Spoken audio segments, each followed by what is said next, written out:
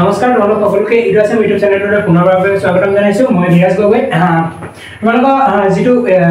advance maths আছিল advance মেথছৰ যিটা part আছিল অৰ্থাৎ দ্বিঘাত সমীকৰণ আমি মই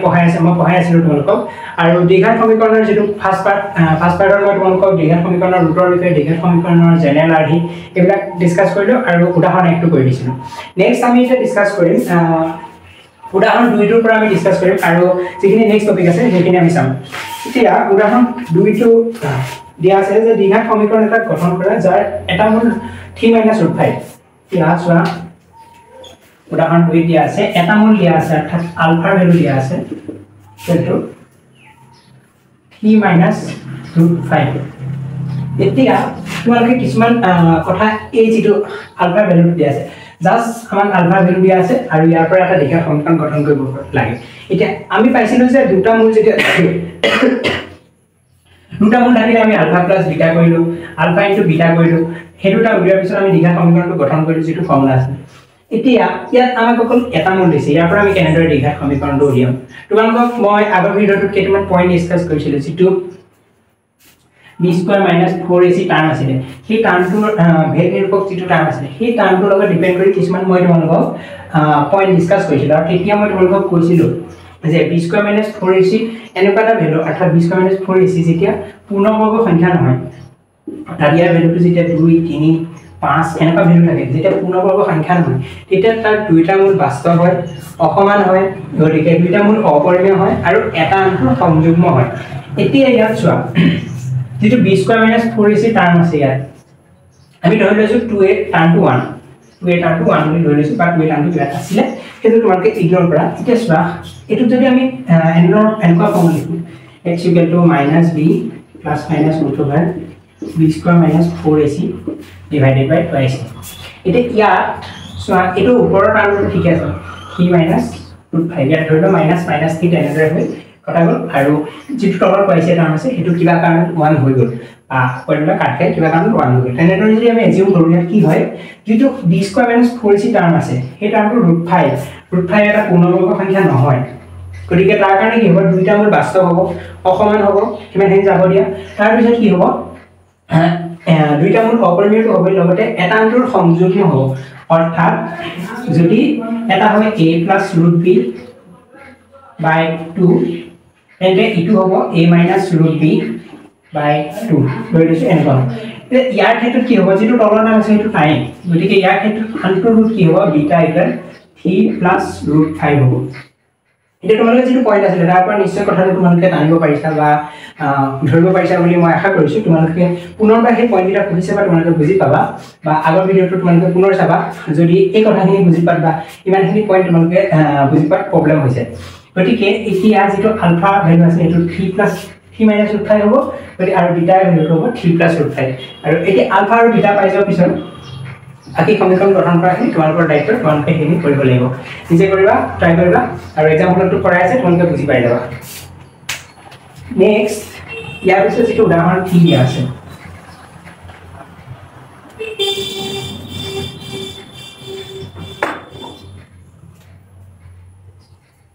এতিয়া উদাহৰণ 3 টো দিয়া আছে দ্বিঘাত সমীকৰণ গঠন কৰা যাৰ এটা মূল 5 + √7i আলফা = 5 + √7i বহুতে হয়তো এটো দেখা পিছত গম পাই গৈছা আনটো মূল কি হৈ যাব হয় তোমালোকে ঠিকে ভাবিছা এটো হ'ব বিটা = 5 - √7i কেনেদৰে হ'ব এটো কি কন্ডিশনত হ'ব তোমালোকে মনত পৰিছে মনত পেলাব ট্ৰাই কৰা এটো কি কন্ডিশনত হ'ব নিশ্চয় তোমালোকে মনত কৰিব লাগে মই তোমালোকৰ বাবে পুনৰ লিখি দিছো এটো কন্ডিশন আছিল যে b স্কয়াৰ - 4ac যেটো টাৰ্ম আছে এটো যদি লেস দেন 0 হয় এটো যদি লেস দেন 0 হয় তেতিয়া ইয়াৰ ভ্যালুটো কি হ'ব -1 -2 -3 -ইনফিনিটি লৈকে যাব পাৰে এতিয়া যেতিয়া ইয়াৰ ভ্যালুটো মাইনাছত আহিব তেতিয়া √-3 এটা টাৰ্ম আমি পাম b স্কয়াৰ - 4ac √-3 টাৰ্ম এটা পাম √-3 আমি লিখিব পাৰো i √3 by √3i একে কন্ডিশন ইয়াত 7 এৰ ক্ষেত্ৰে এপ্লাই হৈছে √7i হৈছে তোমালোকে জটিল সংখ্যা কৰিছিলা যে ইমানখিনিটো মনতে জানা আৰু নেক্সট এতিয়া এনেদৰে √7i হৈছে তাৰ পিছত যেটো 5 প্লাস ৰুট 7 নাই আৰু এটো যে 5 মাইনাস ৰুট 7 নাই আমি পাইছিলো যেতিয়া এনেকুৱা কন্ডিশন হয় b square minus 4ac less than 0 হয় তেতিয়া দুইটা মূল কমপ্লেক্স নাম্বার হয় বা দুইটা মূল ইমাজিনাৰি নাম্বাৰ হয় আৰু তাৰ লগতে এটা আনটোৰ সংযুগ্ম হয় অৰ্থাৎ সংযুগ্মৰ মিনিংটো তোমাক গম পাইছা আৰু আনটো মূল কি হ'ব তোমালোকে বুজি পালা গতিকে ইয়াৰ পিছত ইকুৱেশ্যনটো উলিয়ালে তোমালোকৰ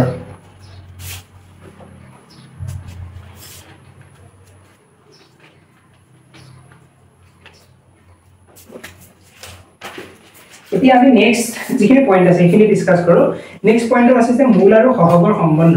ৰিলেশন বিটুইন ৰুটস এন্ড কোএফিচিয়েন্ট এতিয়া মূল আৰু সহগৰ সম্বন্ধ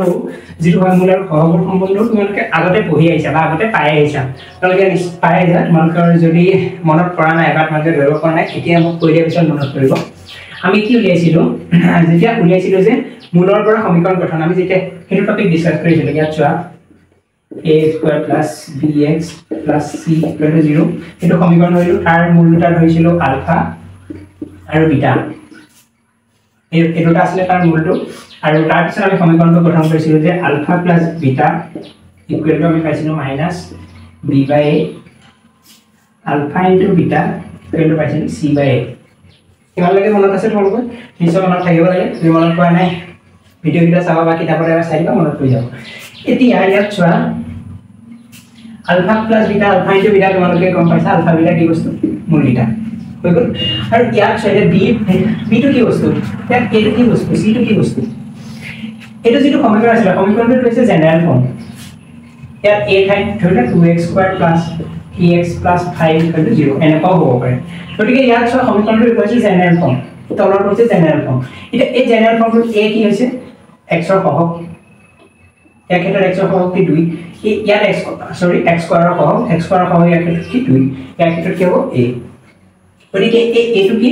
সহগ কাৰ x স্কয়াৰ কোন তাৰ পিছত b টো কি b টো সহগ x ৰ b টো সহগ x ৰ আৰু c টো কি c টো সহগ নহয় c টো কনস্ট্যান্ট বা c টো সহগ ক'ব পাৰো c টো কনস্ট্যান্ট নাম বুলি ধৰিছো c টো কনস্ট্যান্ট এতিয়া ইয়াৰ ক্ষেত্ৰত কি হ'ল আমাৰ যেটো টপিক আছিল টপিকটো আছিল যে মূল আৰু সহগৰ সম্বন্ধ এতিয়া আলফা বিটা কি মূল বা ৰুট abc কি সহগ গতিকে মূল আৰু সহগৰ সম্বন্ধ আমি অলৰেডি উলিয়াইছো অলৰেডি আমি যেটো আমাৰ আগৰ টপিক আছিল আগৰ টপিকটো ডিসকাস কৰিলো এতিয়া জাস্ট মই তোমালোকক মনত পেলাই দিছো যে এটো হৈছে মূল আৰু সহগৰ সম্বন্ধ আৰু ইয়াৰ পৰা আমি সলভ কৰিব পাৰিম তাৰ পিছত পুনৰবাৰ কিতাপত যেনে লিখা আছে ভালদৰে তোমালোকক লিখি দিছো যাতে নোটছ লিখিব পাৰি সুবিধা হয় তোমালোকৰ ইয়াত চোৱা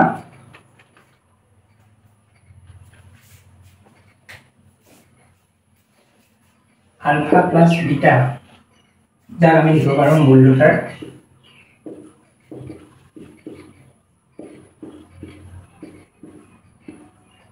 যোগফল ইকুৱেল টু কি আছে minus b by a equal to minus b টু কি x ৰ সহগ আৰু a টু কি x স্কয়াৰৰ সহগ আৰু তাৰ পিছত যেটো আছিল ULFA into beta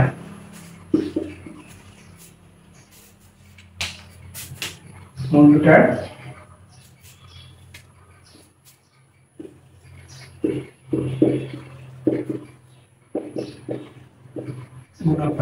equal to হ'ব c by a c টু কি ধ্ৰুৱক কাম এটো দুব আৰু তলত আছে x স্কয়াৰৰ সহগ এতিয়া এইখিনি কথা তোমালোকে নিশ্চয় মনত কৰিছে আৰু এই টাৰ্মকিটা তোমালোকৰ ছয়া তলত কি থাকিব সদায় a তলত কি থাকিব সদায় x স্কয়াৰৰ সহগৰ তলত থাকিব তাৰ পিছত ওপৰত কি হ'ব এবাৰ b এবাৰ c প্লাস কৰিলে b আৰু ইনটু কৰিলে c গতিকে এই দুটা পইণ্ট এই কথাটো তোমালোকে গুৰুত্ব দিবা আৰু এইটো হৈছে সহগ আৰু যেটো চলক আছে তাৰ মাজৰ সম্বন্ধ এতিয়া কিতাপত তোমালোকৰ টুকাত কেইটামান পইণ্ট দিয়া আছে কেইটামান পইণ্ট ডিসকাস কৰা আছে তোমালোকে মই আশা কৰিছো এই পইণ্টকেইটা যদি পঢ়ি যায় তোমালোকে নিজে বুজিব ট্ৰাই কৰিবা মই তোমালোকক এবাৰ পইণ্টটা ওপৰৰ পৰা এক্সপ্লেইন কৰি দিম ইমানলৈকে নিশ্চয় তোমালোকে লিখি লৈছা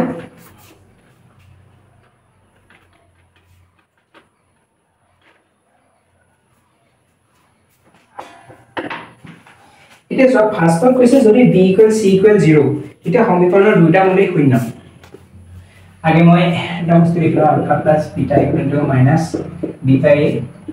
ULFA into beta = c by এটা ফার্স্টত কৈছে যদি b = c = 0 তোমালোকে পইণ্টটা মনত ৰাখিবৰ বাবে চেষ্টা কৰিবা তোমালোকে পইণ্টটা বুজিবৰ বাবে চেষ্টা কৰিবা এটা মই জেনেৰেটৰ ইয়াত উলিয়াইছো জেনেৰেটৰ তোমালোকে উলিয়াবৰ চেষ্টা কৰা সহজ হৈ যাব যদি মুখস্থ কৰিব ট্ৰাই কৰা মনটো নৰব টানো লাগিব গতিকে মুখস্থ কৰিব ট্ৰাই নকৰিবা বুজিব ট্ৰাই কৰা এটা চোৱা ইয়াত কৈছে b = c = 0 কন্ডিশন তাৰ পিছত কি হ'ব b = c = 0 এটা আমি নিজে উলিয়াম চোৱা b ভ্যালু কৈছে 0 c ভ্যালু কৈছে 0 এতিয়া ইয়াত চোৱা আলফা প্লাস বিটা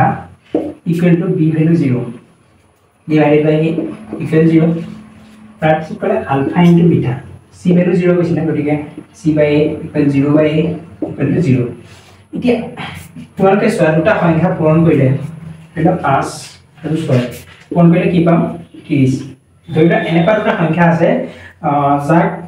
যেটা পূৰণ কৰিলে আমি 0 পাম তেনেকে কি হ'ব পাৰে এটা সংখ্যা যিকোনো এটা সংখ্যা এই দুটাৰ ভিতৰত যিকোনো এটা সংখ্যা 0 হ'ব লাগিব হয়নে আৰু এই একেটা কন্ডিশনতে ইয়াত এপ্লাই কৰিম আলফা ইনটু বিটা = 0 গতিকে তাৰ মিনিং এইটো যে আলফা = 0 বা অৰ বিটা = 0 যিকোনো এটা হ'ব পাৰে দুইটাই হ'ব পাৰে বা যিকোনো এটা হ'ব পাৰে গতিকে এটা এটা কন্ডিশন হ'ব তাৰ পিছত ক'লে যে আলফা প্লাস বিটা = 0 এতিয়া তোমালোকে চোৱা তোমালোকে জানা ধৰি লৈছো beta not equal 0 beta to 0 নহয় আমি ধৰিছো আলফা to 0 বুলি অকল আলফা to আমি 0 বুলি লৈছো বিটা to যিকোনো নাম্বাৰ তাৰ লগত 0 কোন কাৰণে 0 হৈছে ধৰি ললো আলফা to 0 এতিয়া বিটা to ৰেন্ডম নাম্বাৰ যিকোনো নাম্বাৰ এতিয়া ইয়াত চোৱা তোমালোকে ধৰি লও এটা নাম্বাৰ আছে 5 5 ৰ লগত তোমালোকে কিবা যোগ কৰি 0 পাব পাৰিবা জানো ধৰি লও 5 ৰ লগত x কিবা যোগ কৰি তোমালোকে 0 পাব পাৰিবা জানো এনি পসিবিলিটি নাই কোনো পসিবিলিটি নাই -5 কৰিব পাৰা এটো উত্তৰ দিব পাৰা কিন্তু এতিয়া তোমালোকৰ যেটো কৈছে পজিটিভ নাম্বাৰ কিটো যদি তোমালোকে ধৰা 5 ৰ লগত এনেকুৱা কোনো সংখ্যা নাই যাক যোগ কৰি তোমালোকে 0 পাব পাৰিবা এতিয়া ইয়াত কি হৈ গল আলফা ভ্যালু 0 অলৰেডি আমি গম পাইছো অৰ্থাৎ 0 মানে ইয়াৰ লগত কিবা সংখ্যা এনেকুৱা যোগ কৰি জানো আমি 0 পাব পাৰিম এটাই সংখ্যা আছে এটা হৈছে 0 গতিকে ইয়াত কি হৈ গল বিটা ভ্যালুটো 0 প্ৰথমতে আমি পালো আলফা প্লাস বিটা = 0 তাৰ ভিতৰত আলফা বা বিটা যিকোনো এটা 0 হ'ব তাৰ যিকোনো এটা 0 হৈ যোৱাৰ লগে লগে আনটো নাম্বাৰ অবিয়াসলি 0 হ'ব লাগিব তেতিয়া এই ভ্যালুটো 0 হ'ব গতিকে কি পালো যে যদি b = c = 0 then alpha = beta alpha আৰু beta দুইটা 0 হ'ব অৰ্থাৎ যদি b = c = 0 দুইটা মূল সমীকৰণটো দুইটা মূল শূন্য হ'ব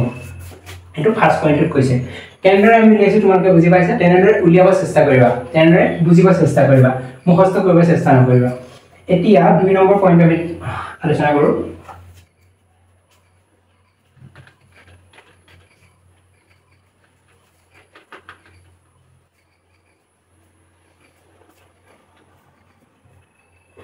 দুই নম্বৰ ভ্যালুটো কৈছে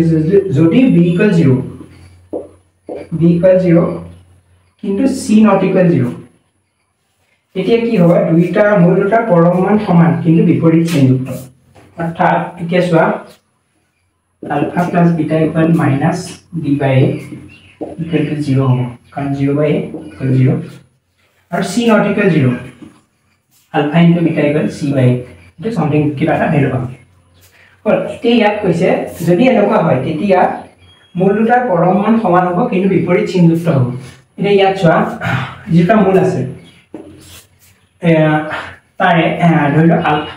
ইয়াত চোৱা আলফা প্লাস বিটা = 0 কৈছে ULFA beta = c by a টো যিকোনো এটা কাম হ'ব এটা আপোনালোকে বাদ দিম এতিয়া ইকুৱেলটো আমি 0 পাম গতিকে এইটো যদি আমি সলভ কৰো বা এইটো বিটাটো কিফালে লৈ যাম বিটা আলফা ইকুৱেল হ'ব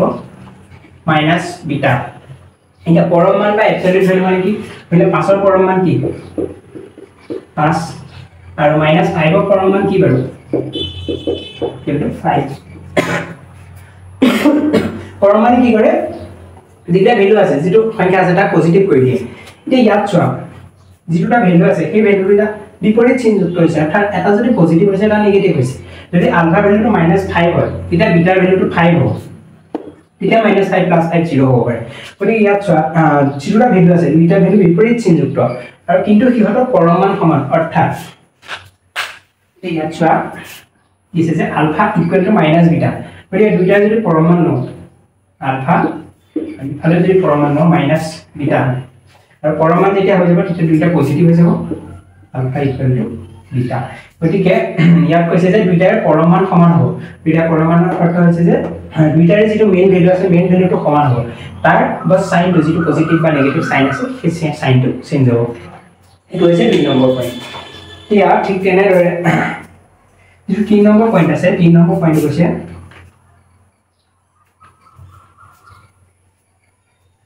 যদি c equal 0 b not equal 0 তেন্তে এটা মূল শূন্য কিন্তু আনটো মূল অশূন্য অৰ্থাৎ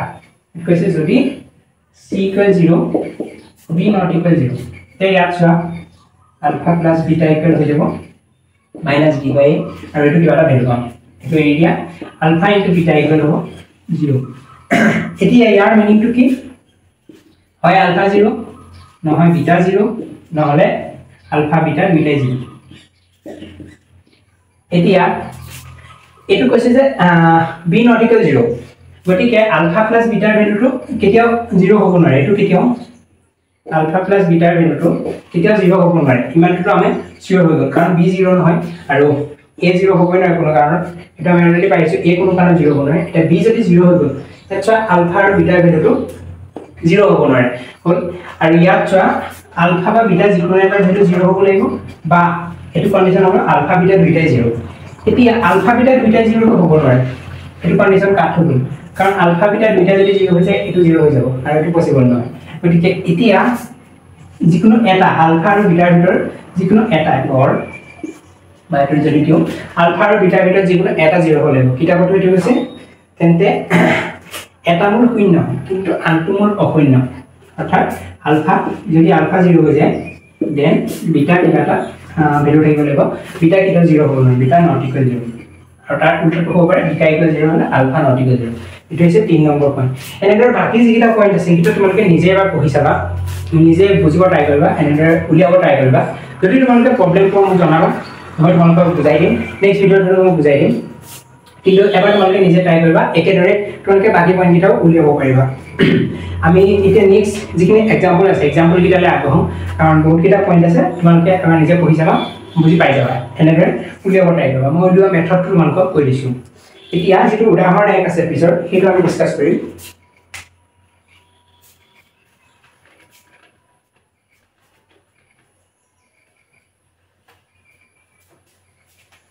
উদাহৰণ একত কৈছে যে কি শৰ্তত ax square plus bx plus c 0 সমীকৰণটোৰ এটা মূল আনটোৰ দুগুণ হ'ব মই যেটো ফাৰ্ষ্টটো আছে এক নম্বৰটো কৈ দিম তোমালোকে 2 আৰু 3 নিজে কৰিবলৈ ট্ৰাই কৰিবা আৰু উদাহৰণ যেটো কৰা আছে সেই কাৰণে তোমালোকে নিজে কৰিব ট্ৰাই কৰিবা মই এক অনুশীলনী কোৱেশ্চনখিনি মই বেছি ফোকাস কৰিম উদাহৰণটো তোমালোকে নিজে চালে বুজি পাবা এতিয়া এক কৈছে যে কি শর্তত এটা মূল আনটোৰ দুগুণ হ'ব ধৰিলা মূল দুটা আলফা আৰু বিটা এটা কৈছে যে এটা মূল আনটোৰ দুগুণ হ'ব আলফা ইকুৱেল টু হ'ব লাগিব যে এটা মূল আনটোৰ দুগুণ গতিকে আলফা ইকুৱেল আনটো মূল হ'ব লাগিব টুৱাইছ আলফা অৰ্থাৎ এটা মূল যদি আলফা হয় আনটো মূল তাৰ দুগুণ হ'ব লাগিব টুৱাইছ আলফা হ'ব পাৰে গতিকে বিটাৰ ভ্যালুটো আমি ধৰিব পাৰো বিটাৰ ভ্যালুটো আমি ধৰিব পাৰো টুৱাইছ আলফা বুলি আৰু আলফাৰ ভ্যালুটো আলফা গতিকে দুটা মূল আমি আছিলে এটা মূল হৈছে আলফা এটা মূল হৈছে বিটা কন্ডিশনত কৈছে যে এটা মূল আলফা হ'ব যদি এটা মূল আলফা হয় তেতিয়া আনটো মূল টুৱাইছ আলফা হ'ব লাগিব অৰ্থাৎ আনটো মূল দুগুণ হ'ব লাগিব গতিকে আমি ধৰি লৈছো আনটো মূল বিটা ইকুৱেল টুৱাইছ আলফা মানে আমি ধৰি ললো আমাক উলিয়াব দিছে যে কি শৰ্তত এটো হ'ব আমি ফাৰ্ষ্টতে এটো ধৰি লৈছো যে এটো হয় তাৰ পিছত আমি শৰ্তটো ইয়াৰ পৰা উলিয়াম এতিয়া তোমালোকে চোৱা এতিয়া আমি যিখিনি আগতে কৈছিলো আলফা প্লাস 2 আলফা কৰিম আলফা প্লাস বিটা কৰিম equal to alpha plus 2 alpha equal to হ'ব 28 আলফা আৰু ইকুৱেল টু হ'ব তাত মাইনাস b বাই a কিমানটো পালো দেন আমি আলফাৰ ভ্যালুটো পাম মাইনাস b by 28 এতিয়া এটো পালো তাৰ পিছত যদি আমি কৰো alpha into beta alpha into twice alpha equal to 2 alpha square তো alpha square equal to c by a then যদি আলফা ভ্যালু হলে আলফা স্কয়ার ইকুৱেল টু হ'ব c by টুৱাইছ এতিয়া ইয়াত যেটো আলফা ভ্যালু আছে সেই ভ্যালুটো যদি আমি ইয়াত পুট কৰো ইয়াত চোৱা আলফা ভ্যালুটা আমি ইয়াত পুট কৰিলো minus b by ic whole square equal to c by ic to then b square by 9 a square equal to c by ic here এই কথা জানো এডিশন থাকিব তোমাৰ 2b square equal to 9 ac এটা থাকিব simple calculation তোমালোকে নিশ্চয় কৰিব পাৰিবা বুলি মই আশা কৰিছো গতিকে ফটাফট কৰি দিছো যদি বুজি পোৱা নাই তোমালোকে এবাৰ লাইলাই চাবা নিজে কৰি চাবা পাই যাবা সিম্পল ক্যালকুলেশন এতিয়া এটো যেটো সলভ কৰা আছে twice b square minus 9ac equal to 9ac যদি ইয়াক আমি এনেদৰে লিখিব পাৰো twice b square minus 9ac equal to 0 এনেদৰে লিখিব পাৰো এই দুইটা ধৰণে আমি লিখিব পাৰো এই দুটা যেটা শৰ্ত হৈছে এটো শৰ্ত যদি এটো হয় যাৰ যত abc আছে সমীকৰণটো যি abc আছে এই ক্ষেত্ৰত যদি এনেকুৱা হয় twice b square equal to 9ac হয় তেতিয়া এই মূল দুটা এটা আনটো দুগুণ হ'ব এটো হৈছে সূত্ৰ এটো হৈছে উলিওৱা মেথডটো আমি ফাৰ্ষ্টত ধৰি ললো মূল দুটা এটা আনটো দুগুণ যেটো কন্ডিশন কৈছিল আমি আগত ধৰি ললো তাৰ পিছত হেতু ধৰি লোৱাৰ পিছত আমি বাকি কন্ডিশনখিনি উলিয়ালো আৰু লাষ্টত আমি এনসাৰটো পাইছো এনেদৰে তোমালোকে উলিয়াব লাগিব বাকি এটা সেম প্ৰসেস তোমালোকে নিজে কৰি চাবা এক্সাম্পলত কৰাও আছে তোমালোকে হেল্প পাবা এক্সাম্পলত তোমালোকে সহজে কৰিব পাৰিবা এতিয়া যেটো উদাহৰণ 2 আছে উদাহৰণ 2 টো তোমালোকে নিজে এবাৰ ট্ৰাই কৰি চাবা কৰিব পাৰিব লাগে এক্সাম্পলত তোমালোকে যেতিয়া চাবা তোমালোকে নিজে এবাৰ ট্ৰাই কৰি চাবা কৰিব পাৰিবা তোমালোকে যদি প্ৰবলেম হয় তোমালোকে মোক জনাবা বাকি তাৰ পিছত যে নেক্সট টপিক আছে নেক্সট টপিকটো আমি আগবাঢ়িম বাহিৰত অলপ বৰষুণ হৈছে এই কাৰণে অলপমান নইজ আহিব পাৰে গতিকে নইজবোৰ অলপ ইগনোৰ কৰিবা আৰু এতিয়া যেটো পিছৰ টপিক আছে তাত দিছে যে মূল বিশিষ্ট প্ৰতিসম ফলক এই বস্তুটো কি আমি এটা ডিসকাস কৰিম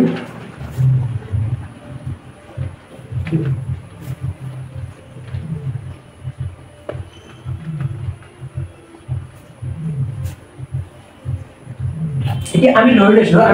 এটা যিকোনো এটা সমীকৰণ ধৰিবা ax square plus bx plus c equal to 0 এটো এটা সমীকৰণ দ্বিঘাত সমীকৰণ আমি ধৰিলো তাৰ যেটো মূল আছে x x ৰ ভ্যালুটো মূলটো যেটো ভ্যালু আছে এটো কেনেদৰে ওলাই -b plus minus root over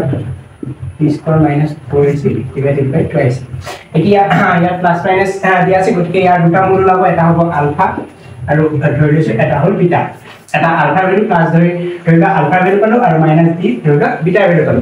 এতিয়া এই আলফা বিটাক আমি বিভিন্ন ধৰণে লিখিব পাৰো আলফা বিটাৰ পৰা আমি বহুতো সমীকৰণ বা কিবা গঠন কৰিব পাৰো ধৰিবা উদাহৰণ হিচাপে মই দিছো alpha square plus beta square ধৰিবা alpha square by beta plus beta square by alpha and আমি কি কি ফর্ম কৰিব পাৰো এনেদৰে যেতিয়া কোনো দ্বিঘাত সমীকৰণ হয় এটা দ্বিঘাত সমীকৰণৰ যি মূলগিতা আছে মূলগিতা লৈ আমি যদি কিবা ৰাশি বিক্ৰিয়া বীজগণিত ৰাশি গঠন কৰো তেতিয়া সেই ৰাশিগিতাক এটা মূল বিশিষ্ট প্ৰতিসম ফলন বুলি কোৱা হয় এতিয়া ইয়াত চোৱা তোমালোকে এটো এটা অৰ্থাৎ এটো এটা মূল বিশিষ্ট প্ৰতিসম ফলন এই কিতাপত যদি আমি চাও কিতাপতো বহুত কিটা एग्जांपल দিয়া আছে কিতাপত দিছে alpha by beta plus beta by alpha ठीक है alpha cube plus beta cube এটা বহুত एग्जांपल দিছে যেটা এইবিলাক উদাহৰণ আছে একোটা মূল বিশিষ্ট প্ৰতিসম ফলন এতিয়া আমি যদি চাও উদাহৰণ একটো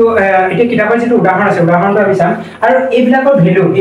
তোমালোকৰ পৰীক্ষাত আহিব পাৰে বা এনেকুৱা কোৱেশ্চন আছে যে এইবিলাকৰ ভ্যালু লিখিব লাগে এইবিলাকৰ ভ্যালু লিখিবলৈ একেবাৰে সহজ তোমালোকে অলপমান মেথছৰ টেকনিক লগাব লাগিব তাৰ লগতে যিটা সলভ আৰু সহগৰ যিটা অৰ্থাৎ যি সলকৰ ৰাশি আছিল অৰ্থাৎ যি আলফা বিটা আছিল আলফা বিটাৰ লগত যি সহগৰ ভ্যালু অৰ্থাৎ abc যি ৰিলেচন আছিল সেই ৰিলেচনটোৰ পৰা আমি উলিয়াব পাৰিম অৰ্থাৎ আমি জানিছিলো যে আলফা প্লাস বিটা ইয়াৰ ক্ষেত্ৰত কি হ'ব -b/a আৰু alpha beta equal to c by এই দুটা ৰিলেচনৰ পৰা অলপমান মেথছৰ টেকনিক লগাই আমি বাকিখিনি ইয়াৰ ভিডিঅ'বোৰ উলিয়াব পাৰিম এতিয়া কেনেদৰে উলিয়াম তাত মই তোমালোকৰ एग्जांपल বা কোৱেশ্চনৰ পৰা ডিসকাস কৰিম তোমালোকে বুজি পাই যাবা আৰু গতিকে এতিয়া আমি উদাহৰণ 1 টো ডিসকাস কৰো এতিয়া যেটো উদাহৰণ 1 আছে উদাহৰণ 1 টো আমি ডিসকাস কৰিম উদাহৰণ 1 টো কি দিয়া আছে এটা দ্বিঘাত সমীকৰণ দিছে তাৰ মূল দুটা আলফা বিটা দি দিছে আৰু তাৰ পিছত কেইটামান প্ৰতিসম ফলনৰ ভ্যালু উলিয়াব দিছে এতিয়া ইয়াত চোৱা দ্বিঘাত সমীকৰণটো কি দিছে যে ax square bx c 0 ইয়াৰ দুটা মূল আলফা আৰু বিটা দি দিছে এতিয়া আমি ইয়াৰ পৰা কি পাম alpha plus beta equal to minus b by a আৰু alpha beta equal to c by a আৰু ইয়াৰ পৰা কেইটামান প্ৰতিসম ফলনৰ ভেলু দিয়া হৈছে এইটো মানে চোৱা alpha plus alpha by beta plus beta by alpha alpha cube plus beta cube এনেকৈ কেইটামান উলিয়াব হৈছে তোমালোকে এক্সাম্পলৰ পৰা চাই নিজে এবাৰ কৰিব ট্ৰাই কৰিবা নোৱাৰিলে এক্সাম্পলৰ সহায় ল'বা বাকী মই যিটো আছে লাষ্টৰটো প্ৰতিসম ফলনৰ ভেলু উলিয়াই দিছোঁ বাকী এটা তোমালোকে নিজে ট্ৰাই কৰিবা এতিয়া যিমানবোৰ প্ৰতিসম ফলনৰ ভেলু উলিয়াব দিয়ে চবৰে পদ্ধতি একেই ফাৰ্ষ্টত তোমালোকে এই টাৰ্মটা উলিয়াই ল'বা তাৰপিছত অলপমান মেথছৰ টেকনিক ইউজ কৰিব লাগিব তোমালোকে কৰিলে প্ৰেক্টিছৰ লগত তোমালোকৰ নিজে নিজে আহি যাব এতিয়া ইয়াত চোৱা কিটো দিছে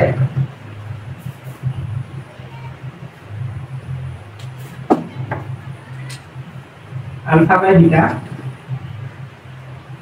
minus beta by alpha whole square या वैल्यू क्या होगी या वैल्यू का हमने कैसे उधर कौन के स्वाप आज तो हमें एलसीएम लेंगे then alpha square minus beta square then alpha beta तो यह थे whole square मैं हिलने के तुम्हारे को बुझी पाया यार इतनी है यार पिछले तुम्हारे का सभा itu jadi এটা আমি যদি আমি ভাঙি দেব alpha square whole square minus plus beta square whole square minus 2 alpha square beta square divided by alpha beta whole square এতিয়া ইমান লৈকে তোমালোকে বুজি পাইছা আমি জেনাৰেল জেনাৰেটৰ টাৰ্মটো ভাঙি দিও জেনাৰেটৰ টাৰ্মটো ভাঙি দিছো আৰু তলৰখিনি তোমালোকে বুজি পাইছে ইয়াৰ পিছত তোমালোকে চোৱা যেটো আছে এতিয়া ইয়াত তোমালোকে চাবা আমি এই টাৰ্মটো alpha square plus beta square যদি হোল স্কয়াৰ কৰিলো তে ইয়াত তোমালোকে চোৱা যেটো আছে আলফা স্কয়াৰ আৰু beta square alpha square plus beta square whole square যদি আমি কৰো ইয়াৰ এনসাৰটো কি পাম alpha square plus beta square plus 2 alpha square beta square এতিয়া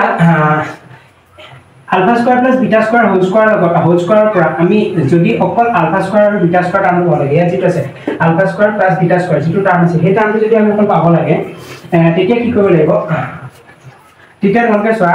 যেটো এই 2 alpha square আৰু beta square টাৰ্ম আছে সেই টাৰ্মটো মাইনাস কৰিব লাগিব অৰ্থাৎ ইয়াৰ লগত যদি minus 2 alpha square beta square কৰো ইয়াত তোমালোকে প্ৰবলেম পাব পাৰে ৰবা মই ভালদৰে লিখি দিছো আচ্ছা alpha square plus beta square আমাৰ লগত আছে যে alpha square আৰু beta square এটো যদি হোল স্কয়াৰ কৰো তে কি পাম alpha square whole square plus beta square whole square যেনেদৰে আমি জেনাৰেল টাৰ্মটা পাবো তেনেদৰে আমি টাৰ্মটো ভাঙি দিছো ইয়াত plus 2 alpha square beta square এতিয়া আমাৰ লগত কি আছে alpha square whole square plus beta square whole square আমাৰ লগত মাত্ৰ ইমানখিনি টাৰ্ম আছে গতিকে আমি বাস ইমানখিনি টাৰ্ম যদি আমি পাবলৈ হয় তেতিয়া কি কৰিব লাগিব এই যেটো টাৰ্ম আছে ইয়াৰ আমি এনেদৰে ভাঙিছো ইয়াৰ পৰা যদি -2 আলফা স্কয়াৰ বিটা স্কয়াৰ কৰো এই টাৰ্মটোৰ পৰা যদি -2 আলফা স্কয়াৰ বিটা স্কয়াৰ কৰো তেতিয়া কি হ'ব ইয়াৰ পৰা মাইনাস হ'ব দেন এই দুটা টাৰ্ম কাট খাব আৰু এই দুটা টাৰ্মৰ ভ্যালু পাম এটো এটা তাকে আমি উল্টাকে পুট কৰিম ইয়াত চোৱা alpha square whole square plus beta square whole square আছে তাক আমি উল্টাকে পুট কৰিছো তাক যদি উল্টাকে পুট কৰা আমি কি লিখিব লাগিব এই টাৰ্মটো লিখিব লাগিব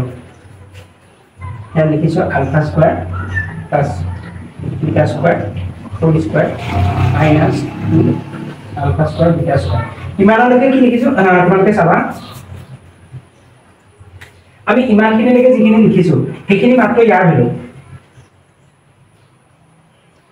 তাৰ পিছত এক্সট্ৰাকে যেটো টাৰ্ম থাকি গল এই যেটো টাৰ্ম এক্সট্ৰাকে থাকি গল এটো আমি লিখিম -2 আলফা স্কয়াৰ বিটা স্কয়াৰ এটা divided by ULFA square beta square ইমানখিনিলৈকে তোমালোকে বুজি পাইছা নিশ্চয় অলপমান মনোযোগ দিবা আমি কি কৰিলো আমাৰ সুবিধা হবৰ কাৰণে আমাৰ লগত কি আছে আমাৰ লগত আছে alpha plus beta whole square টাৰ্মটো আৰু আলফা বিটা টাৰ্মটো alpha plus beta whole square টাৰ্মটো আৰু আলফা বিটা টাৰ্মটো গটিকে আমি যেটো কমপ্লিট আনসাৰ আছে সেই আনসাৰটো আমি এনেকুৱা এটা টাৰ্মত প্ৰকাশ কৰিব লাগিব লাষ্টলৈ আমি আলফা প্লাস বিটা আৰু আলফা বিটা থকা টাৰ্মটো প্ৰকাশ কৰিব লাগিব তেতিয়াহে আমি -b/a আৰু c/a এৰ ভ্যালুটো পুট কৰিব পাৰিম গটিকে তাৰ কাৰণে মই কি কৰিছো চোৱা অলপমান মেথছৰ টেকনিক তোমালোকে ইউজ কৰিব লাগিব ইয়াত যেটো টাৰ্ম আছে এই যেটো term alpha square whole square plus beta square whole square সেই টাৰ্মটো আমি এনেদৰে ভাঙি দিলো আৰু তাৰ পিছত যেটো যেনেকৈ থাকিলে বাকিখিনি তেনেদৰে লিখি দিছো অলপমান মনোযোগ দিবা তোমালোকে দুবাৰমান নিজে এবাৰ ট্ৰাই কৰিবা তেতিয়া তোমালোকে বুজি পাই যাবা তে ইয়াৰ পিছত নেক্সট স্টেপটো হ'ব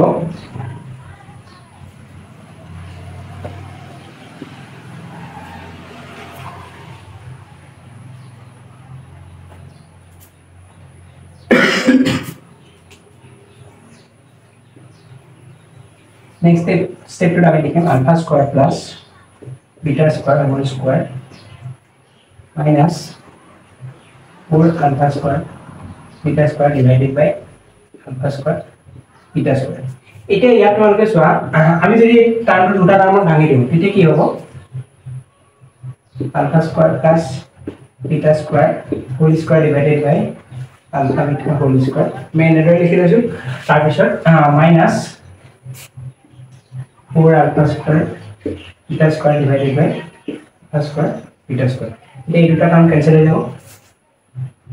আমাৰ লগত থাকিব alpha square plus beta square whole square divided by alpha beta whole square minus 4 ইমানখিনি লৈকে তোমালোকে নিশ্চয় বুজি পাইছা জেনাৰেল ক্যালকুলেশন কৰিছো এতিয়া তোমালোকে চোৱা আমি কোনটো টার্ম পাব লাগে alpha square plus beta square টার্মটো পাব লাগে এর কি কৈছিল alpha square whole square plus beta square whole square টার্মটো আছিল এই ক্ষেত্ৰত কি হ'ব তোমালোকে হয়তো কিছুমানে নিশ্চয় ধৰিব পাৰিছা যদি তোমালোকে ধৰিব পৰা নাই তোমালোকক সমাধান পুনৰ কৈছো এতিয়া a plus b whole square value কি হয় a square plus b square plus 2ab এবাৰ হেনে তোমালোকে জানা এতিয়া আমি কি পাব লাগে মাত্ৰ a square plus b square টাৰ্মটো যদি পাবলৈ থাকে তেতিয়া কি কৰিব লাগে এতিয়া চোৱা a plus b whole square minus 2ab যদি কৰো ইয়াৰ ভ্যালুটো কি পাম equal to a plus b whole square আমি ভাঙি দিছো a square plus 2ab plus b square তাৰ পিছত মাইনাস এটো টাৰ্ম আছে মাইনাস এটো টাৰ্ম 2ab এতিয়া এটো কেনসেল থাকিব কি a square plus b square ইয়াৰ পৰা এটো পালো তোমালোকে বুজি পাইছা নিশ্চয় ইয়াৰ পৰা আমি এটো টাৰ্ম পাইছো এতিয়া ঠিক একেদৰে আমি ইয়াকে উল্টাকে লিখিব পাৰো আমাৰ লগত আছে alpha square plus beta square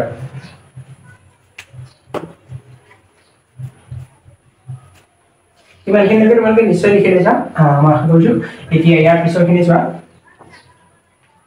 আমাৰ লগত আছে alpha square plus beta square whole স্কয়াৰটো তোমালোকে বাদ দিয়া আমাৰ লগত আছে alpha square plus beta square গতিকে তাক আমি কেনেদৰে লিখিব পাৰো alpha plus beta whole square so এইটো টাৰ্ম আমি উল্টাকে এনেদৰে লিখিছো a plus b whole square minus 2ab minus 2ab তাৰ পিছত যেটো আছিল whole square ভ্যালু যেটো আছিল এটা ইয়াত alpha square plus beta square value ইমানখিনি তোমালোকে লক্ষ্য কৰিবা alpha square plus beta square value ইমানখিনি তাৰ পিছত যেটো whole square আছিল সেই whole square আমি ইয়াত পুট কৰি দিলো আৰু তাৰ তলত যেটো আছিল alpha beta whole square আৰু এখানে -4 এটা আছে এটো পাহৰি যাবা -4 টো এফালে আছে এটো থাকিব এতিয়া ইমানখিনি হোৱাৰ পিছত তোমালোকে চোৱা আলফা প্লাস বিটাৰ ভ্যালু পালো এটো ab হৈ আছে আলফা বিটা হ'ব আলফা বিটা আছে তো 4 কনস্ট্যান্ট আছে এতিয়া আলফা প্লাস বিটা ভ্যালু যি আছে -b বাই alpha beta ভ্যালু আছে c বাই তোমালোকে ইয়াত যেতিয়া পুট কৰি দিবা তেতিয়া ডাইৰেক্ট যেটো প্ৰতিসম ফলনৰ ভ্যালু আছিল abc টাৰ্মৰ ওপৰত যেটো আমাৰ এনসাৰ পাবা হেতু এনসাৰ পাই দিবা গতিকে ইমানখিনি তোমালোকৰ ওপৰত মই এৰিছো তোমালোকে কৰিবা আলফা প্লাস বিটাৰ ঠাইত -b বাই আলফা বিটাৰ ঠাইত c বাই আৰু আলফা বিটাৰ ঠাইত c বাই পুট কৰিবা বাকিখিনি তোমালোকে লিখবা উদাহৰণত কৰাও আছে তোমালোকে উদাহৰণ যদি প্ৰবলেম পোৱা তেতিয়া উদাহৰণৰ পৰা চাই লবা বুজি পাই যাবা একদম সহজ এতিয়া আমি নেক্সট টপিকলৈ আগবাঢ়ো The next দিছে উদাহৰণ 2 টো ax square plus bx plus c equals 0 সমীকৰণটো মূল দুটা আলফা বিটা হয় তেনেদৰে তলৰ মূল থকা একোটা সমীকৰণ নিৰ্ণয় কৰা এতিয়া ইয়াৰ মই যিকোনো এটা কৰি দিম তোমালোকে বাকিটা নিজে ট্ৰাই কৰিবা দুটা আছে এটা মই কৰি দিছো এটা তোমালোকে ট্ৰাই কৰিবা এতিয়া উদাহৰণ 2 যিটো আছে উদাহৰণ 2 আমি 2 নম্বৰ কোৱেশ্চনটো চাম 2 নম্বৰ কোৱেশ্চনটো আছে যেটো উদাহৰণ 2 এক নম্বৰ পাৰ্টটো আছে এক নম্বৰ পাৰ্টটো তোমালোকে নিজে কৰিব ট্ৰাই কৰিবা এটো তোমালোকে পাই যাবা 2 নম্বৰ পাৰ্টটো মই কৰি দিছো সেইটো হিচাপত এক নম্বৰটো তোমালোকে কৰিব ট্ৰাই কৰিবা এটো সহজ হয় পাই যাবা উদাহৰণত চাবা অকমান যদি প্ৰবলেম হয় তোমালোকে বুজি পাই যাবা এতিয়া চোৱা যদি দিছে যে যেটো ইকুৱেশ্যন দিছে এটো দিছে ax square plus bx plus c equal to 0 year example 2 আৰু ইয়াৰ মূল দুটা দিছে যে আলফা আৰু বিটা গতিকে আলফাৰ ভ্যালুটো পাম -b/a আৰু বিটাৰ ভ্যালুটো পাম c/a এতিয়া ইয়াত কৈছে যে যদি এই যেটো সমীকৰণ আছে এই সমীকৰণটো মূল দুটা যদি আলফা আৰু বিটা হয় তেতিয়া আমি এনেকুৱা এটা সমীকৰণ বিচাৰিব লাগে যাৰ মূল দুটা হৈছে আলফা প্লাস 1 বিটা আৰু আনটো মূল হৈছে বিটা প্লাস 1 আলফা অৰ্থাৎ ধৰি লোৱা আলফা আৰু বিটা ভ্যালু আমি ধৰি লোৱা 2 আৰু 3 কিবা এটা পালো তেতিয়া এই আলফা আৰু বিটা ভ্যালু ইয়াত যেতিয়া পুট কৰিম 2 3 পুট কৰি কিবা এটা ভ্যালু পাম সেই যি দুটা ভ্যালু পাম সেই দুটাক আমি এটা সমীকৰণৰ মূল বুলি ধৰিব লাগিব ধৰি লোৱা আলফা প্লাস 1 বিটাৰ ভ্যালুটো আমি ধৰি লৈছো x1 আৰু বিটা প্লাস 1 আলফাৰ ভ্যালুটো ধৰি লৈছো x2 এতিয়া আমি এনেকুৱা এটা সমীকৰণ গঠন কৰিব লাগে যাৰ মূল দুটা হৈছে x1 আৰু x2 অৰ্থাৎ আমি এনেকুৱা এটা সমীকৰণ বনাব লাগিব যাৰ মূল দুটা যাৰ আলফা বিটা কিটা x1 আৰু x2 গতিকে এনেকুৱা সমীকৰণ বনালে কি হ'ব ইয়াত x² x1 x2 whole into x plus x1 x2 equal to 0 and এটো সমীকৰণ আমি এটা গঠন কৰিব লাগে ইয়াত x1 কি x1 হৈছে আলফা প্লাস 1 বিটা x2 কি বিটা প্লাস 1 আলফা তোমালোকে বুজি পালা এবাৰ লাগে যথেষ্ট সহজ জাস্ট প্ৰশ্নটো কি কৈছে এতিয়া লাগে হিমানখিনি বুজিছো প্ৰশ্নটো তোমালোকে বুজিব ট্ৰাই কৰিবা প্ৰশ্নটো কি সুধিছে তোমালোকৰ পৰা প্ৰশ্নটো কি বিচাৰিছে সেইটো তোমালোকে বুজিব ট্ৰাই কৰিবা তেতিয়া তোমালোকৰ প্ৰশ্নটো আধাখিনি সলভ হৈ যাব গতিকে এতিয়া চাম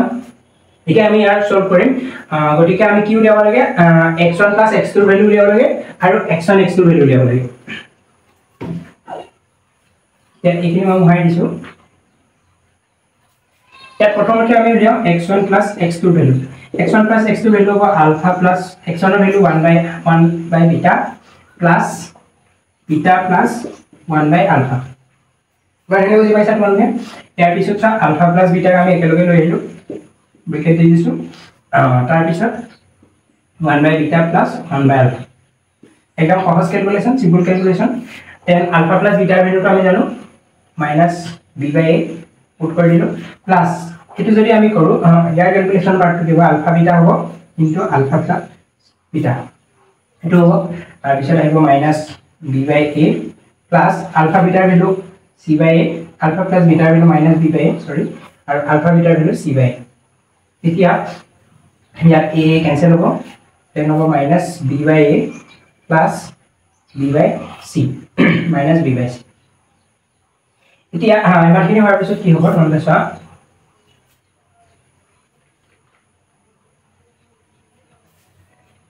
এতিয়া চোৱা ইয়াৰ ভ্যালুটো আহিব এসি আহিব এসে ইয়াত b আছে bc হ'ব আৰু ইয়াত -bc সৰি আৰু তাৰ পিছত হ'ব -ab ইয়াৰ পৰা যদি b কমন আহে -b যদি কমন আহে a plus c divided by ac ইমানখিনি ইয়াতো আমাৰ ac ভ্যালু আছে কিন্তু a plus ইমানখিনি ওভাৰ পিছত ইয়াত তোমালোকে চোৱা -b into a plus c divided by ac এতিয়া abc টাৰ্মত আমি যেটো x1 x2 ভ্যালু পাই গৈছো x1 x2 ভ্যালু পালো ইয়াৰ পিছত আমি কি উলিয়াব লাগে x1 x2 ভ্যালু উলিয়াব লাগে সো আমি চাও x1 x2 ভ্যালু যদি উলিয়াব লাগে দেন হ'ব alpha plus 1 beta into beta plus 1 alpha এই যদি আমি পয়েন্ট বানিয়ে দিও alpha beta plus alpha into 1 alpha 1 plus beta into 1 beta 1 plus 1 alpha beta value c/a plus 2 plus eto hobo 1 c/a তাৰ পিছত হ'ব 2 plus c/a plus a/c এবাৰ লৈকে হ'ল ইয়াৰ পিছত এছৰ তোমালোকে 2 plus c/a আৰু a/c আছে ইয়াৰ পিছত যদি আমি ভাঙিব 2 তলত আহিব ac divided by c² plus a² এটো আমি পালো x1 x2 ভ্যালু এতিয়া আমি কি উলিয়াব লাগিছিলে x² plus x1 plus x2 into x1 x2 equal to 0 এটো হৈছে আমাৰ সমীকৰণ অলৰেডি আমি সমীকৰণটো পাইছো ইয়াত জাস্ট কৰিব কি লাগে x1 plus x2 ভ্যালু যেটো আছে এটো আৰু x1 x2 ভ্যালু যেটো আছে হেতু আমি পুট কৰিব লাগিব এতিয়া এটো তিটা সমীকৰণ হ'ব x² plus x1 plus x2 হলে আমি পাইছিলো তো মাইনাস b মাইনাস আহিব b into a plus c divided by ac into x plus x1 x2 হলে আমি পাইছো 2 plus c square plus a square লিখিছো a square plus c square divided by ac equal to 0 এতে আমি simplify করিব x square plus minus 4 square minus b into a plus c divided by ac to x plus 2 equal to minus 13 a square plus c square divided by ac plus 2 equal to 0 এবারে আমি আর simplify করব ac টো যদি আমি put করি দিব ac x square minus b into a plus c into x into a plus c into x plus a square c square plus 2ac equal to 0 এটা যেটা পাবো আমি ফাইনাল সমীকরণ যেটা আমি পাইছি এই আচ্ছা ফাইনাল যেটা সমীকরণ পালো এই সমীকরণটো হৈছে আমাৰ যেটো সমীকৰণ উলিয়াব দিছিলে অৰ্থাৎ আলফা প্লাস 1 বাই বিটা আৰু বিটা প্লাস 1 বাই আলফা ৰুট হিচাপে ধৰি আমাৰ যেটো সমীকৰণ উলিয়াব দিছিলে সেই সমীকৰণটো হৈছে এটো ac x square minus b into a plus c into x plus a square plus c square plus 2ac ইয়াত যদি কিতাপত চাও কিতাপত তোমালোকে চালে দেখা পাবা কিতাপত ইয়াত জাস্ট কি কৈছে a square plus c square plus 2ac term আছে সেইটো পুনৰ আনি দিছে a plus c whole square হিচাপে এনেদৰে তোমালোকে লিখি দিব পাৰা এনেদৰে সিম্পলিফাই কৰিবা আৰু বেছি সুবিধা হ'ব বাকিখিনি তোমালোকে দেখা পাইছে বাকিখিনি সেম আছে গতিকে ইমানটো হৈছে উদাহৰণ 2 এতিয়া ইয়াৰ পিছত আমি নেক্সট টপিকটো ডিসকাস কৰিব লাগিব নেক্সট টপিকটো হৈছে যদি দুটা সমীকৰণৰ একেটাই মূল থাকে অৰ্থাৎ ধৰি লোৱা দুটা সমীকৰণ দুটা দ্বিঘাত সমীকৰণ দিয়া আছে ax square plus bx plus c আৰু px square plus 2x plus c এটা ধৰি লৈছো দুইটা সমীকৰণৰ একেটাই মূল আছে আলফা দুইটাতে আলফাটো প্ৰযোজ্য হ'ব তেনে ক্ষেত্ৰত কি কৰিব লাগিব বা তেনে ক্ষেত্ৰত কেনেকুৱা কন্ডিশন এপ্লাই হ'ব সেইটো হৈছে আমাৰ নেক্সট টপিক যেটো কৈছে উমৈহতীয়া মূলৰ শৰ্ত এতিয়া আমি এটো ডিসকাস কৰিম ইমানখিনি নিশ্চয় তোমালোকে লিখি লৈছা মই এটা মহাই দিম যদি তোমালোকে লিখি লোৱা নাই তেতিয়াহ'লে ভিডিওটো অলপ আগলৈ দি পজ কৰি ল'বা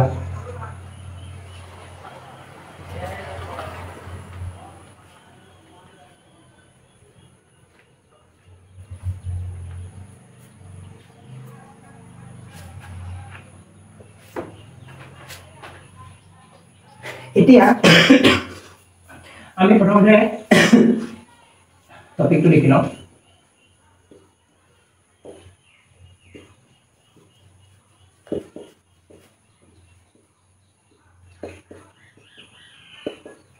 এতিয়া যেটো আমাৰ টপিক আছে এইটো টপিক এতিয়া আমি ধৰি লৈছো দুটা ইকুৱেচন আমি ধৰি লওঁ ফাৰ্ষ্টত ধৰি লৈছো ax square plus bx plus c equal to 0 এটা ইকুৱেচন দ্বিঘাত সমীকৰণ আমি ধৰিছো তাৰ পিছত আৰু এটা দ্বিঘাত সমীকৰণ ধৰিছো px square plus qx plus r equal to 0 এতিয়া ইমানখিনি আমি কৰাৰ পিছত যেহেতু আমাৰ কন্ডিশন হৈছে উমৈহতীয়া মূলৰ শৰ্ত অৰ্থাৎ যদি দুটা সমীকৰণৰ উমৈহতীয়া মূল এটা থাকে যদি দুটা সমীকৰণৰ এটা মূল থাকে এটা মূল ধৰিলে আলফা এটা মূল আছে যেটো ইয়াত x এৰ জায়গাত পুট কৰিলো 0 পাম আৰু ইয়াত x এৰ জায়গাত পুট কৰিলো 0 পাম যদি তেনেকুৱা মূল থাকে তেনে ক্ষেত্ৰত কি কন্ডিশন এপ্লাই হ'ব হেতু আমি উলিয়াব লাগিব তাৰ কাৰণে কি কৰিম আমি উল্টা মেথডত যাম মেথড তোমালোকে বহুতখিনিতে পাইছা চাগে কিবা প্ৰুফ কৰিব লগা থাকিলে ধৰিলা আমাক পুট কৰিব দিছে √2 অপৰিমেয় আমি কি কৰো √2 অপৰিমেয় বুলি ধৰি লওঁ ঠিক তেনেদৰে ইয়াত আমি ধৰি লৈছো যে যেটো x উমৈহতীয়া মূল আছে হেতু এটা উমৈহতীয়া মূল আছে যেটো হৈছে আলফা আমি ধৰি লৈছো যে আলফা এটা উমৈহতীয়া মূল আছে দুইটাই সমীকৰণৰ গতিকে ইয়াৰ পিছত কি হ'ব যদি আলফাটো দুইটা সমীকৰণৰ এটা উমৈহতীয়া মূল হয় তেনে ক্ষেত্ৰত কি হ'ব আমি এনেদৰে লিখিব পাৰো a alpha square plus b alpha plus c equal to 0 যেহেতু আলফাটো ইয়াৰ মূল আলফাটো ইয়াৰ ৰুট গতিকে x এৰ জায়গাত যদি আমি আলফা পুট কৰো তেতিয়াহলে আমি 0 পাব লাগে বা আমি 0 পাম গতিকে হেতু হৈছে তাকে মই লিখি দিছো ইয়াত a alpha square plus b alpha plus c equal 0 আৰু আলফাটো এটা মূল হৈছে এটো সমীকৰণৰ এটো হৈছে 1 নম্বৰ সমীকৰণ এটো হৈছে 2 নম্বৰ সমীকৰণ এতিয়া আলফাটো এটা মূল 2 নম্বৰ সমীকৰণ গতিকে আমি 2 নম্বৰ সমীকৰণটো লিখো p alpha square plus q alpha plus r equal to 0 এনেদৰে আমি দেখিব পাৰিম ইমানখিনিকে তোমালোকে নিশ্চয় বুজি পাইছা তাৰপিছত কি কৈছে কিতাপত তাৰপিছত কৈছে যে বৰ্জপূৰণ পদ্ধতি ব্যৱহাৰ কৰে এতিয়া ইয়াত দুটা সমীকৰণৰ ক্ষেত্ৰত কেনেদৰে কি বৰ্জপূৰণ পদ্ধতি ব্যৱহাৰ কৰিছে সেইটো তোমালোকে চাবা কিতাপত যেনেদৰে লিখিছে তোমালোকে পৰীক্ষাত যদি প্ৰুফ কৰিব আহে ডাইৰেক্ট লিখিলেই হ'ল বৰ্জপূৰণ পদ্ধতি ব্যৱহাৰ কৰি বাকী কেনেকৈ কি হৈছে সেইখিনি মই তোমাক বুজাই দিম কিতাপত চাই অলপ কনফিউজন লাগিব পাৰে এতিয়া চোৱা ইয়াত বৰ্জপূৰণ ক্ষেত্ৰত কি হ'ব ফাৰ্ষ্টত আমি ধৰিছোঁ আলফা স্কোৱাৰ ওপৰত আলফা সেটি আছে 1 এতিয়া ইয়াত ধৰিছোঁ a তাৰপিছত আছে b তাৰপিছত আছে c তাৰপিছত পুনৰবাৰভাৱে আমি এইটো লিখিম a b c a এনেদৰে লিখিবা a b c তাৰপিছত পুনৰবাৰভাৱে এইটো ৰিপিট কৰিব তাৰপিছত আমি লিখিম p তাৰপিছত q তাৰপিছত r তাৰপিছত পুনৰবাৰভাৱে e এতিয়া ইয়াত চোৱা বৰ্জপূৰণত কি হ'ব যেটো আলফা স্কয়াৰ ক্ষেত্ৰত এৰুটা পূৰণ হ'ব তাৰপিছত মাইনাস হ'ব তাৰ তেনেদৰে কি হ'ব আলফাৰ ক্ষেত্ৰত কি হ'ব দুটা পূৰণ হ'ব তাৰপিছত মাইনাস হ'ব ঠিক তেনেদৰে ইয়াত কমন প্লেস কিটা খেলি আছে তাৰপিছত 1 ৰ ক্ষেত্ৰত কি হ'ব এনেদৰে পূৰণ হ'ব তাৰপিছত মাইনাস হ'ব এতিয়া যদি তেনেকুৱা কৰোঁ তাৰপিছত তোমালোকে চোৱা ইয়াত যদি আমি এটা বৰ্জপূৰণ পদ্ধতি ব্যৱহাৰ কৰোঁ alpha square divided by APAQ minus PB তোমালোকে ডাইৰেক্ট ইকুৱেশ্যন কিটা চাইও এনেদৰে লিখিব পাৰা কিন্তু প্ৰথম যেতিয়া তোমালোকে কৰিবা এনেদৰে কৰিব চেষ্টা কৰিবা কাৰণ এনেদৰে যেতিয়া কৰিবা তোমালোকৰ অলপমান কনফিউজন কম লাগিব এনেদৰে যেতিয়া ডাইৰেক্ট ইকুৱেশ্যনৰ পৰা বহাব যাবা অলপমান কনফিউজন লাগিব পাৰে লাহে লাহে যেতিয়া তোমালোকে প্ৰেক্টিছ বেছি কৰিবা তাৰ পিছত তোমালোকে ডাইৰেক্ট কৰিব পৰা হৈ যাবা এতিয়া ইয়াত চোৱা alpha square divided by AQ minus PB লিখিলো plus sorry equal alpha divided by the alpha ক্ষেত্ৰত কি হ'ব br minus cq equal to ইয়াত 1 ৰ ক্ষেত্ৰত কি হ'ব cp minus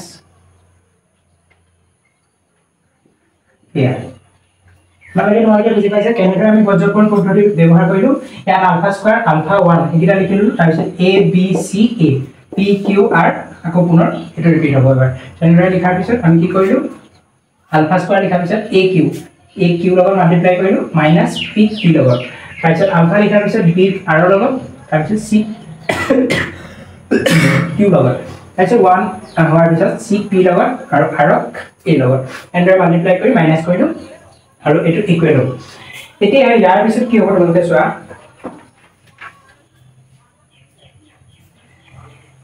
এতিয়া আমি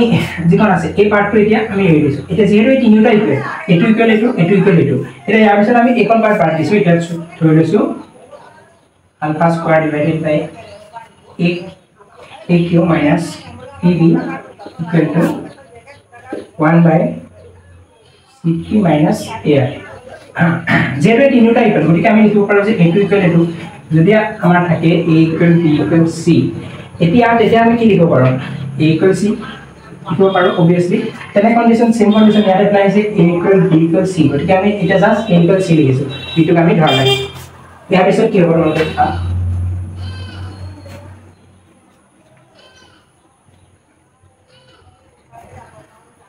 ইয়াৰ পিছত হ'ব যেটো আলফা স্কয়াৰ আছে আলফা স্কয়াৰটো আমি একভাবে ৰাখি দিম তেতিয়া এই যেটো পাৰ্ট আছে এটো ডিভাইড হৈছে মানে মানে মাল্টিপ্লাই হ'ব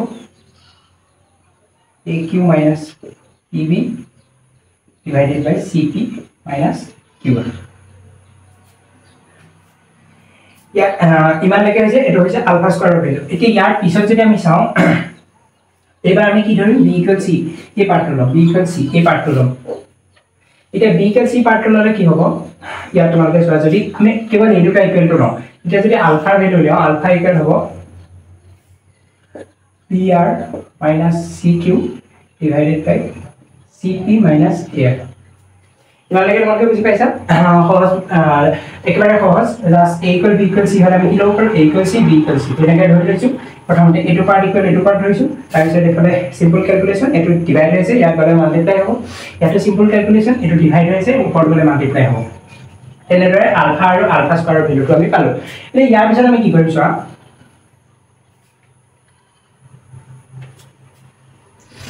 ইয়াৰ পিছত হ'ব যিটো আলফা স্কয়াৰ আছে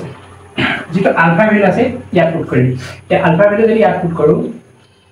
br minus cq divided by cp minus air whole square equal to aq minus pb divided by cp minus qr দেখিবলৈ ইমানখিনি a b c বহুত টাৰ্ম আহি থকা কাৰণে অলপমান কনফিউজিং লাগিব পাৰে কিন্তু যদি তোমালোকে স্টাৰ্টিং পৰা যদি মোৰ লগত কৰি গৈছা বা স্টাৰ্টিং পৰা নিজে যদি লিখি গৈছা তোমালোকে নিশ্চয় কাৰো কনফিউজন নালাগিব যদি তোমালোকে মাজত ধৰি বা নিলিখাকে নিজে নিলিখাকে বস ভিডিওটো চাই আছা দেন তোমালোকৰ কনফিউজন লাগিব এটো অবিয়াসলি লাগিব গতিকে তোমালোকে মোৰ লগত লিখি যাবা বা মোৰ লগত কৰি যাবা মই ইমান বেছি পৰীক্ষা লিখিব পৰা ধৰণে বা মেথডৰ সৈতে পুৰা লাইন বাই লাইন লিখা নাই বা জাস্ট কেনেদৰে হৈছে কনসেপ্টটো বুজাই দিছো বাকি মেথডৰ সৈতে তোমালোকে আমাৰ যি নোটছ আছে নোটছৰ পৰা চাই মেথডৰ সৈতে তোমালোকে লিখিব পাৰিবা এতিয়া জাস্ট তোমালোকে মোৰ লগত প্ৰেক্টিস কৰি যোৱা তাতে তোমালোকে বুজি পাবলৈ সুবিধা হয় এতিয়া ইয়াৰ পিছত কি হ'ব যেটো br - cq আছে টু হোল স্কয়াৰ আৰু ইয়াত কি হ'ব cp - ar ইয়াত cp - ar এটা আছে গতিকে ইয়াৰ এটা ইয়াৰ লগত কেনসেল হ'ব বাকি থাকিব cp - ar equal to aq minus pb ইমানখিনি লাগে তোমালোকে নিশ্চয় বুজি পাইছা এতিয়া ইয়াৰ পিছত কি হ'ব ইয়াৰ পিছত আমি আৰু এক্সপ্যান্ড কৰো plus cq whole square equal to cp minus ar aq minus pb যে আমি এটো যেটো পালো br minus cq whole square plus equal to cp minus ar into aq minus pb এই যেটো ইকুয়েশন পাইছো এই ইকুয়েশনটি হৈছে এটা সমীকৰণৰ এটা দুটা দ্বিঘাত সমীকৰণৰ এটা উমৈহতীয়া মূল থকাৰ শৰ্ত তোমালোকে ইকুয়েশনটো মনত ৰাখিব বাবে অলপ প্ৰবলেম হ'ব পাৰে বা অলপ টান হ'ব পাৰে কিন্তু তোমালোকে ইয়াত চোৱা সিম্পল ধৰণে দিয়া আছে br minus cq কিয়া আমাৰ ইকুয়েশনটো কি আছিল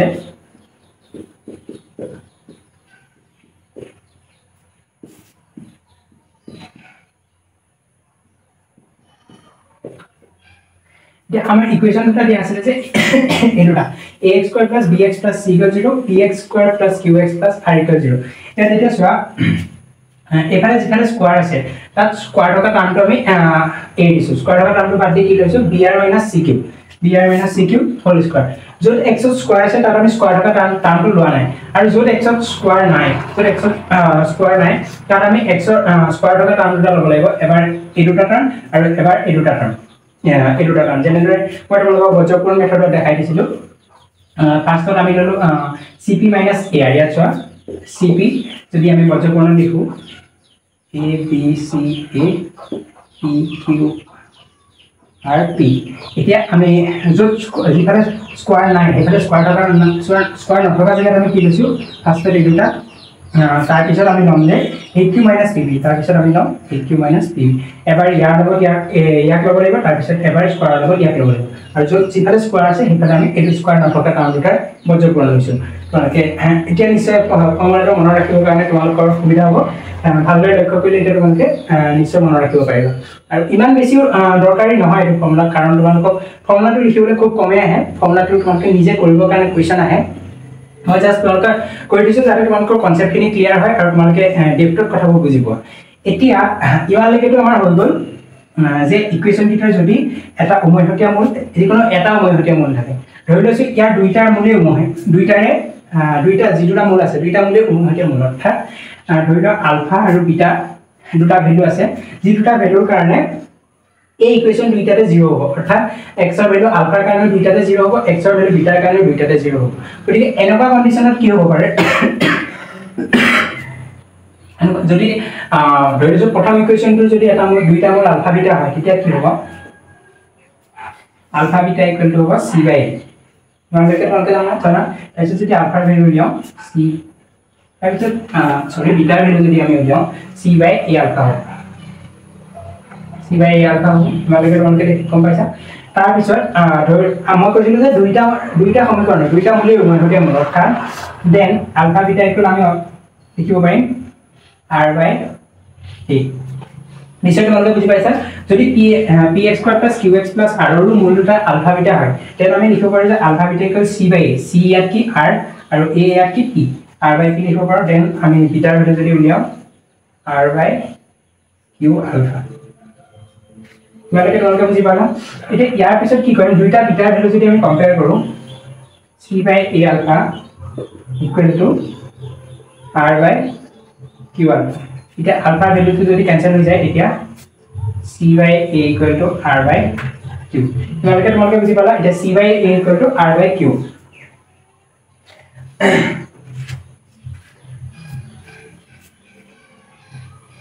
তাৰপিছত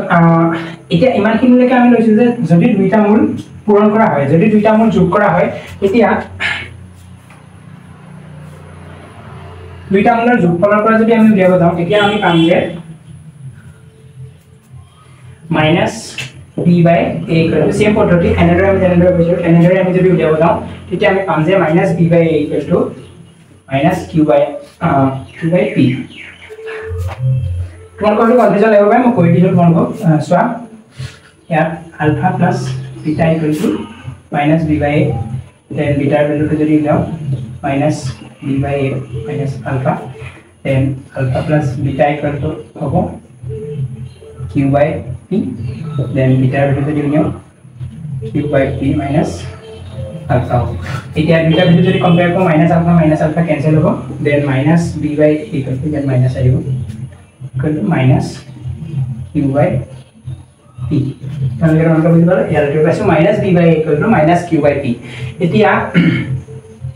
আমাৰ হাতত আছিল যে যদি দুইটা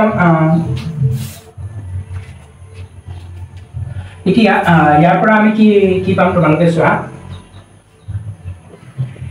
এ যেটা আমি শৰ্ট পাইছিল c by a equal r by q আৰু minus b by a equal to minus q by p minus minus A cancel হ'ব এই শৰ্টটাৰ পৰা আমি যদি ইয়াক এনেদৰে চেঞ্জ কৰো ফাৰ্ষ্টতে ইয়াক আমি চেঞ্জ কৰিম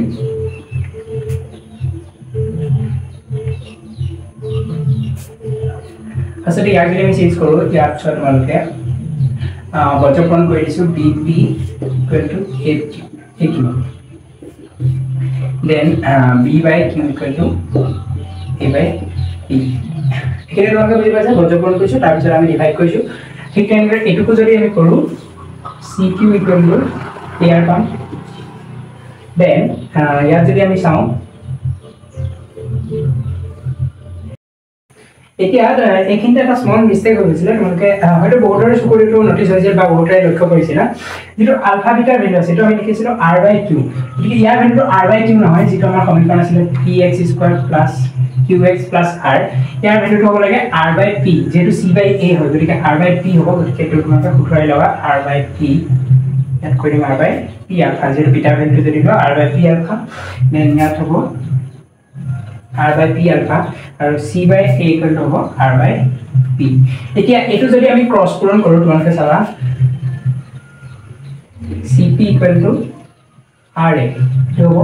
দেন ইয়াক যদি আমি ভাঙি দিও a by p যদি কৰো দেন হ'ব c by r দেন হেনেকে তোমালোকে নিশ্চয় বুজি পাইছা এতিয়া যেটো a by p টাৰ্মটো ইয়াত দুইটাতে আছে a by p টাৰ্মটো দুইটাতে আছে গতিকে আমি ইয়াক যদি কম্পেয়াৰ কৰো পাম a by p equal to b by q plus c by r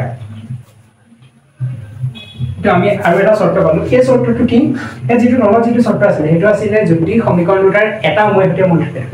এটা মূল আলফা দুইটাৰ সেম মূল ইয়াত এটো শৰ্তটো হৈছে যদি সমীকৰণ দুটাৰ দুইটা মূলে সমান হয় প্লাস নহয় টু ইকুৱেল হ'ব যদি সমীকৰণ দুটাৰ আলফা বিটা দুইটা মূলে সমান হয় দেন আমি এই শৰ্তটো এপ্লাই কৰিব লাগিব আৰু এই শৰ্তটো একদম সিম্পল a b c ওপৰত আছে p q r তলত আছে একেলগে লাইন বাই লাইন বহাই দিলে তোমালোকে গম পাই যাবা এই শর্ত মনত ৰাখিলে অতি সহজ আৰু এটো অকমান তোমালোকৰ কনফিউজন হ'ব পাৰে মই তোমালোকৰ মেথডটো কৈ দিলো কেনেদৰে তোমালোকে মনত ৰাখিব পাৰিবা আজি ভিডিওটো মই তোমালোকক ইমান শিকেটো টপিকলৈকে ডিসকাস কৰিছো নেক্সট ভিডিও নেক্সট যেটো পাৰ্ট আছে নেক্সট পাৰ্টত আমি ইয়াৰ দুটামান উদাহৰণ আৰু তাৰ পিছত অনুশীলনলৈ যাব চেষ্টা কৰিম আৰু ইয়াৰ নেক্সট টপিকখিনি চাব চেষ্টা কৰিম গতিকে ইমানলৈকে তোমালোকে নিজে প্ৰেক্টিস কৰিবা এবাৰ কৰি চাবা আৰু ইয়াৰ লগত ৰিলেটেড যিখিনি উদাহৰণ আছে উদাহৰণ 1 উদাহৰণ 2 উদাহৰণ 3 উদাহৰণকেইটা তোমালোকে নিজে কৰিব ট্ৰাই কৰিবা কাৰণ উদাহৰণকেইটা কিতাপতো কৰা আছে তোমালোকে প্ৰথমতে নিজে এবাৰ কৰিব ট্ৰাই কৰিবা যদি প্ৰবলেম পোৱা কিতাপত চাবা আৰু যদি তোমালোকে কৰিব পাৰা দেন মোক কমেন্ট কৰি জনাবা দেন উদাহৰণত বেছি লাগি নাথাকো এক্সাৰসাইজৰ মাজলৈ যাম গতিকে ইমানলৈকে তোমালোকে নিজে এবাৰ প্ৰেক্টিস কৰিবা thank you all for watching the video